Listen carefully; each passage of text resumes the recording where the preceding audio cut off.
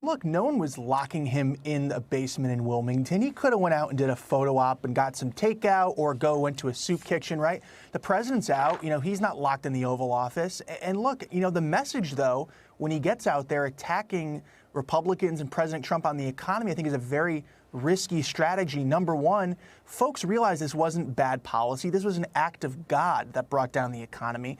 And number two, if you're going to double down on the economy, now I think you're going to see glimmers of hope. I think you're going to see some bright spots as the months go on into Q3. So if you go too hard on the economy now, it's very hard to adjust tracks if people start feeling better come the fall. Kevin, let me ask you about that. In the Fox News poll that we had just last week, President Trump still has a higher number than Biden on who do you trust better on the economy.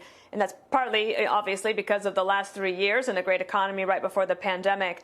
And there was this article in Politico I saw today that said that the Biden team is a little worried that the economic numbers could look good in November and that could hurt Joe Biden. But doesn't that then put the Democrats in a position of rooting for the economy not to come back?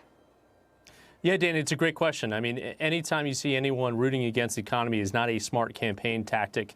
To Matt's point, I think the vice president has a strong campaign to make on the economy. Of course, we remember there were more private sector job growth numbers in the last year of the Obama-Biden administration than the first year of the Trump administration.